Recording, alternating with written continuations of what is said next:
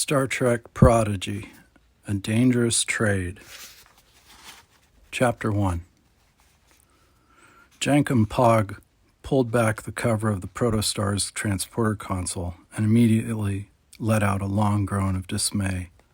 "This doesn't look good," he said, whipping out the scanning feature on his multi-mitt, which took the place of his right hand.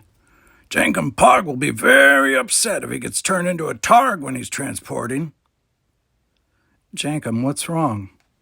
Gwendala looked up from her maintenance work to find Jankum frowning down at a panel set in the ship's wall.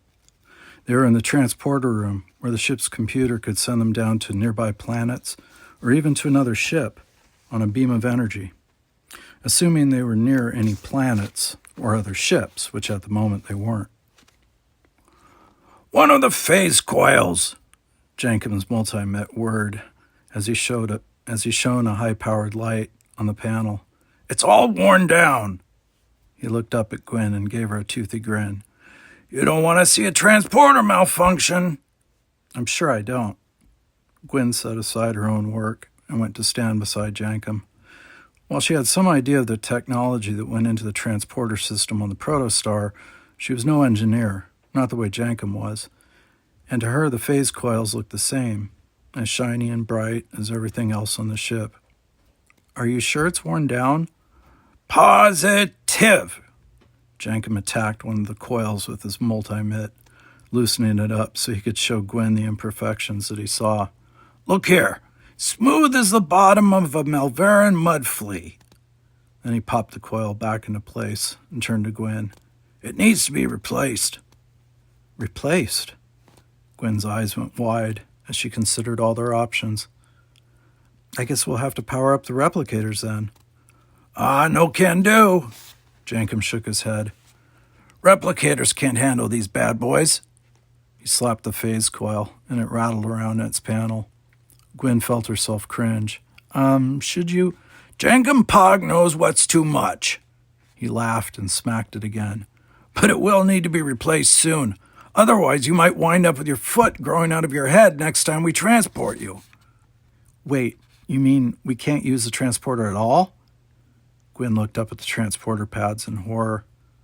Jankum Pog thinks we can get 3 or 4 more transports out of the coil, but then it's blitzo." He chuckled.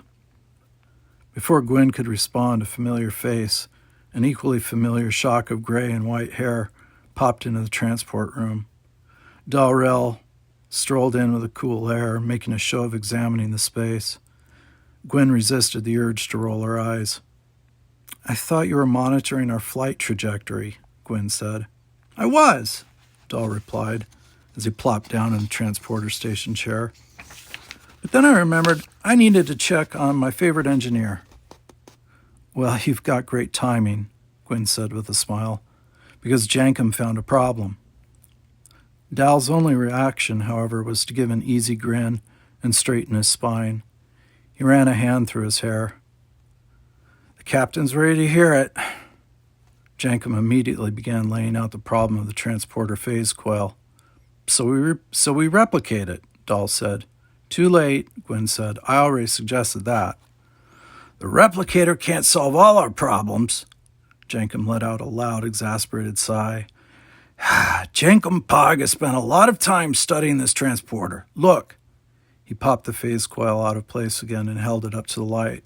"See those squiggles there in the metal? Those have to be programmed by hand. Replicator can't do it." He put the phase coil back and slid the cover in place. "So what are you saying?" Dal asked. "What are we going to do? We're going to need to use the transporter eventually." Jankum crossed his arms over his chest and looked at Dahl straight on. "We need to buy a new phase coil." "Buy?" Gwen blinked. "With what currency?" "Yeah," said Dal. "We lost all our chimerium, remember?" He threw his hands up in the air as he slumped back dramatically in his chair. "We're broke." Gwen looked over at Jankum, who shrugged. "We should call on the others," she said. "Maybe Janeway knows of a secret stash of chimerium on the ship." "Doubtful," Dal muttered, but he still tapped on his comm badge. "Crew, this is your captain speaking. I need everyone to meet me in the transporter room. We've got a problem. Then he dropped his hand into his lap and beamed triumphantly at Gwen. You didn't have to make it sound quite so dramatic, you know. Our transporter's busted, Dal said. I'd say that's an emergency. Not busted, Jankum interjected. We just need to buy a new part. But we don't have any way to do that, Dal said, which is why... Voices echoed down the corridor, the bright, cheerful chatter of rock talk and the calm, soothing lilt of Zero. A second later, rock talk burst in through the doorway, Murph cradled in her arms. What'd you bring him for? Dal asked. You said everyone, rock talk responded, and Murph cooed and rubbed his head against her chest. She giggled. And you said there was a problem. Zero drifted in after rock talk. Where rock talk was strong and solid, her body like carved granite. Zero was light and compact, their true form contained in a makeshift containment suit. It sounded serious, in fact. You forgot to call Janeway, Gwen said, before raising her voice slightly and speaking to the ship. Janeway, we might need your help. Instantly, a human woman materialized next to a chair where Dal was still sitting. It was Janeway, the ship's holographic training advisor. Help! Janeway raised an eyebrow. And here I thought the 6 of you had the running of the ship down. Dal rolled his eyes. Well, we ran into a problem. Just tell us what it is, Rock Talk cried. Murph wriggled out of her arms and made his way around the perimeter of the room, investigating the equipment. Don't let him eat anything, Dal said. Otherwise, we're going to need to dig up even more chimerium. Chimerium? Janeway cried. What do you need chimerium for? Jankum, tell him. Dal sighed, and Jankum launched once again into the issue of the transporter's worn-down phase coil. That does sound like quite the pickle, Janeway said when he was done. Agreed, Dal sat up, shaking back his hair. We were hoping you'd know where there's a secret stash of chimerium on the ship. Janeway laughed. I'm afraid there's no such thing. As crew, it'll be your job to find a workable solution. Dal groaned, throwing his back against a chair. Great, he said. What are we going to do? The crew exchanged glances with one another, concern flickering across their features. Maybe we could ask someone for it? Rock Talk said. Like another ship? Maybe they'd let us borrow one of their coils. Jankum laughed. They'll need it for their own transporter. But what if they have a spare? It's possible, but unlikely, Janeway said. And this far into the Delta Quadrant, we don't tend to run across other ships that frequently either. Janeway has a point, Dal rubbed his chin, considering their options. But we can get to a market easily enough. We just need money. He frowned, settling deeper into his thoughts. The woman who raised him, a Ferengi named Nandi, had taught him all about the importance of money. Of course, that had led to her selling him to the diviner, who forced him to work in the Tars Lamora mines, so maybe her perspectives weren't entirely trustworthy. He certainly wasn't going to sell any of his crew to the diviner or anyone else just to replace a phase coil. But if they had something else... Dal snapped his fingers and sat up in his chair. I've got it. You do? Gwen smiled a little. This should be good. Dal lifted his chin. We'll use a vehicle replicator. Jankum threw up his hands. Jankum Pog already told you, Dal grinned, not to replicate the phase coil. We replicate something else, something people will pay chimerium for. Then we use the money to buy our new phase coil. We can go to a market on a nearby planet, or we find someone willing to trade, which would be even easier. He beamed at the crew. Only Janeway didn't look excited. Ooh, that's a good idea, Rock Talk said. What can we replicate, though? Won't most planets have their own replicators? Not Federation quality replicators, Gwen said excitedly. And the vehicle replicator makes parts that non-Federation planets probably haven't ever seen before. Yeah, Dal cried. Like a ground vehicle battery, maybe. Do you think that would fetch enough for a new phase coil? Gwen asked. Jankum? Jankum thinks so. He clapped his hands together. In fact, Jankum can go fire up the replicator right now. Wait. Zero drifted forward, their portal swirling with light. This doesn't feel quite right to me, I'm afraid. Jankum sighed. Aw, come on, Zero, you're no fun. Zero's right. For the first time since Dal had declared his grand idea, Janeway spoke up. Dal, what you're proposing doesn't fit in with Starfleet protocol. So, Dal said, we need the phase coil. We're going to have to use the transporter eventually. Surely it's okay to break protocol sometimes, Gwen added. When it's absolutely necessary? Her gaze darkened. I broke protocol when I helped all of you escape from my father. She didn't have to add that her father was a diviner, the very same man who'd imprisoned Dal and all the rest of the Protostar crew. Yes, but that was the morally right thing to do, Zero said. Replicating a battery to cell isn't exactly immoral, Dal argued.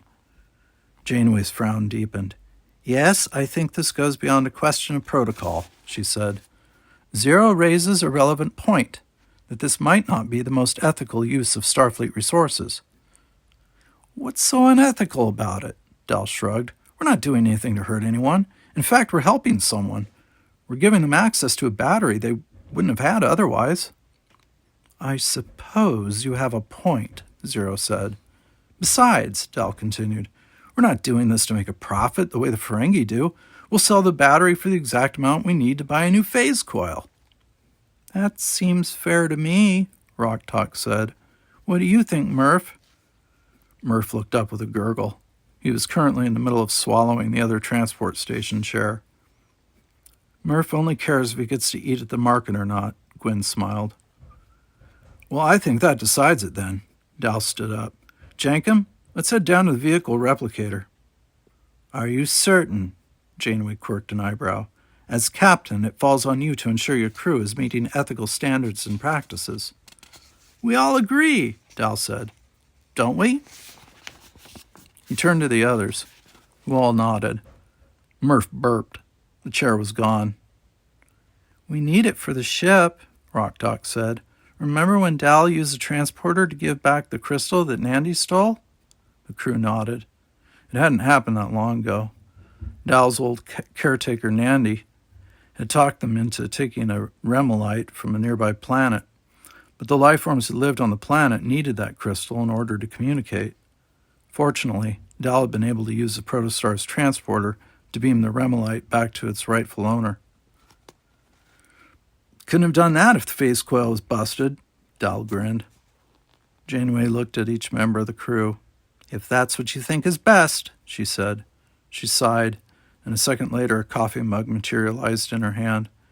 As she took a long sip, she said, I suppose there are worse ways to use a vehicle replicator.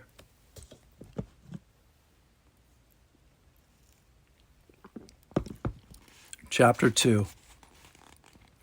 Creating the ground vehicle battery only took a few minutes, the vehicle replicator humming and glowing as it built the battery out of thin air, or rather energy, as Jankum had explained to the rest of the crew. Replicators used energy to create almost anything, from clothes to food to ground vehicle batteries.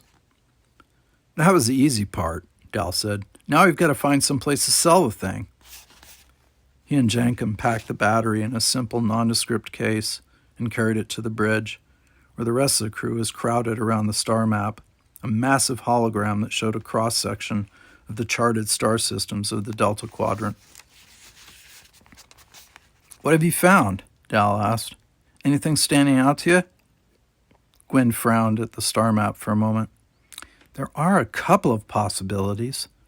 She tapped the star map and the image zoomed in on a small moon orbiting around a gas giant. First up is Tai Shiel. She tapped on the moon and information flowered out in the air of the bridge, detailing the planet's population, climate, and major cities. There are a bunch of small communities here that might be interested in purchasing the battery. Dal squinted as he read the key information about the moon. It says here that Tai Shiai has 2 Federation colonies, he said.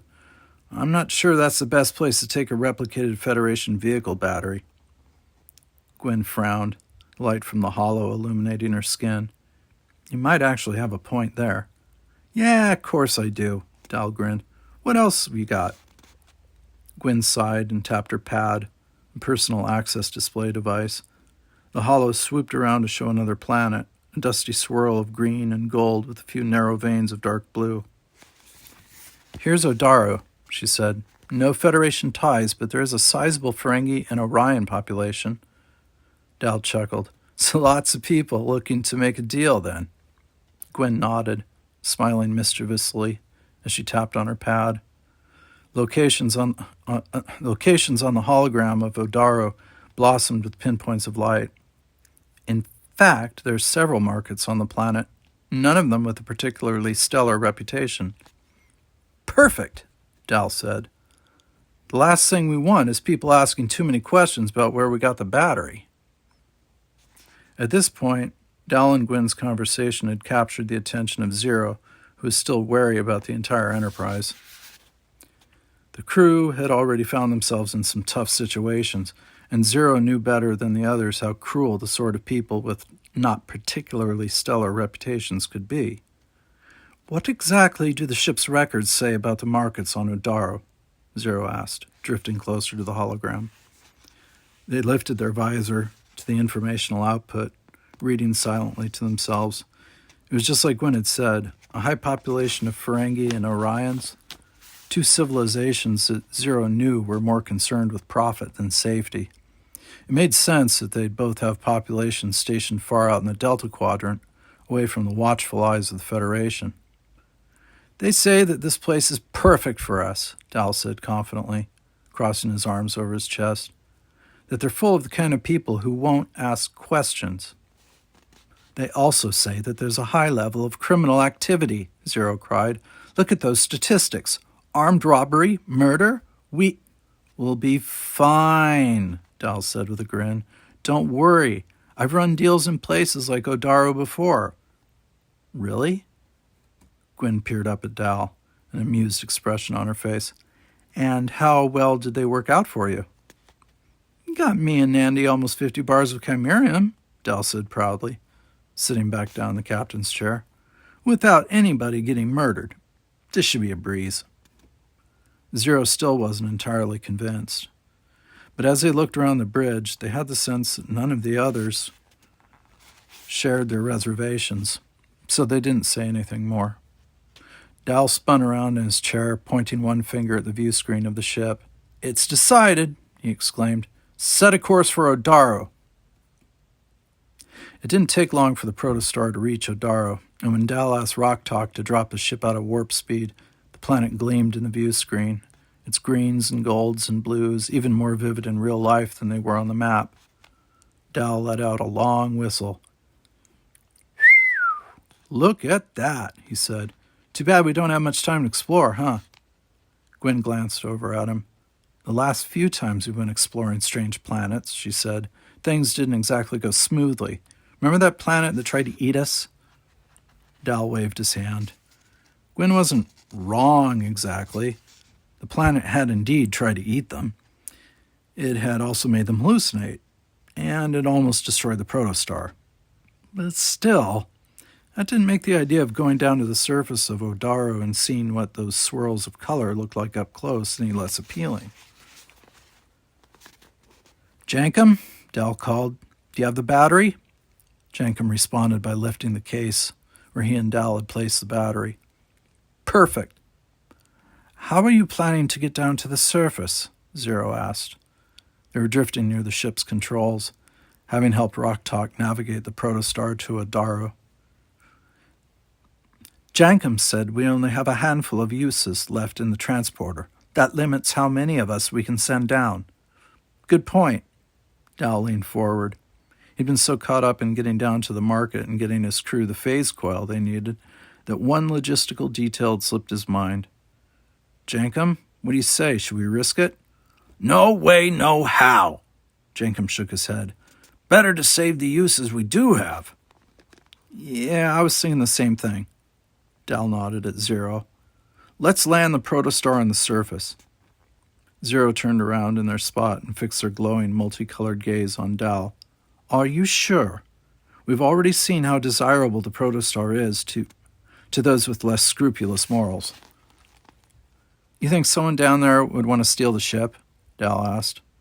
Everyone looked over at him, the expressions clear that they did in fact think that. Even Murph burped out in agreement.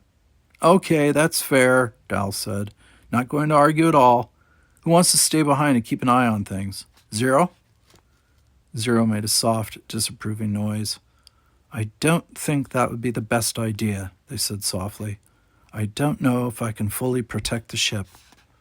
Of course you can, Gwen said. We all trust you. Zero hesitated for a moment. It's not a matter of trust, they finally said. But I'm non-corporeal. Without a body, how well can I fight if things come to that? I can stay, Rocktalk said brightly, as long as someone stays with me.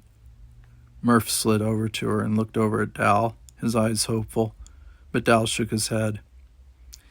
I think we're going to need you, he said to Rocktalk. Someone's got to carry the battery through the market. Rocktalk frowned.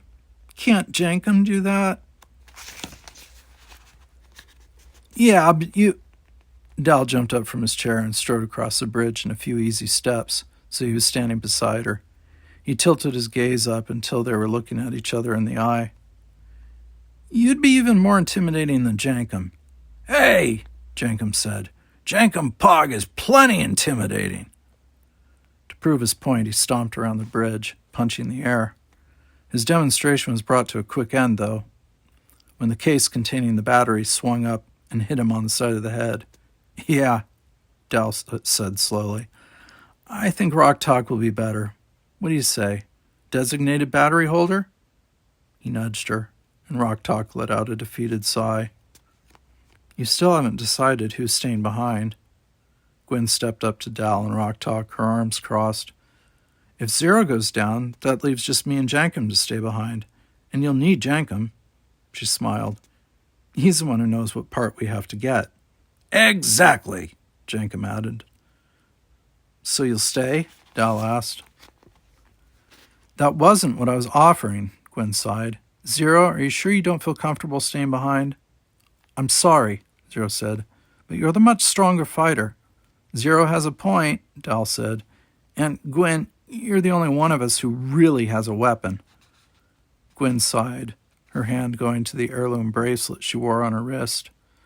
It wasn't just a bracelet. With just one thought, she could make it any shape she wanted, including all sorts of weapons. Fine, Gwen said, even though she really did want to go to the market too. A thieves' market? She could even begin to imagine all the things she could experience there. But Murph is staying with me. Murph gurgled happily. Works for me, Dal said. Janeway. The hologram materialized in the middle of the group, a bemused smile on her face. Janeway, we've decided to land the protostar on Odaro's surface, Gwen said. She scowled a little. Murph and I'll be staying behind to keep an eye on things. Do you think you can help us? Of course, Janeway said, her eyes sparkling. Deciding not to use a transporter, I assume. Yep, Gwen smiled. A good call. Their roles decided, Dal asked Zero and Rocktalk to bring the ship down into our Odaro's orbit. As close to the biggest of the markets as you can possibly get, he added, which is... He whipped his head over to Gwen, who had already pulled up the holomap. Orgora Market, she said, in the southern hemisphere. I'll send you the coordinates. Received, Zero said, and the protostar began its descent into the atmosphere, oxygen burning up brightly around them as they dropped lower and lower, eventually breaking free to the view of a vast swath of emerald forest, intersected by lines of dark blue, the rivers that crisscrossed the planet. As they approached, a city appeared up ahead, glittering in the sun. I'll bring us down into the forest, Zero said, as the ship moved closer toward the trees. That should give us some cover. They guided the ship down toward the largest of the rivers, cutting through the woods, then followed its path. Zero dropped the ship low, skimming along the water's surface. Light danced across the view screen, sunlight reflecting off the metal of the ship's body. Wow, Rock Talk said, her eyes as big as saucers. It's not bad, Dal said, although secretly he agreed with her. Coming to a landing now, Zero said, as the protostar slowed until it was hovering just above the river. Then it began its diagonal turn, and Zero nestled it among the huge, towering trees, tucking it away out of sight. Great flying, Jenkum said, slapping Zero on their metal hull. Zero rattled in response. Why, thank you, they said demurely. Yeah, not a scratch on her. Jenkum Pog can tell. Jenkum nodded his approval and turned to Dal and Rock Talk. You ready to get us that phase coil?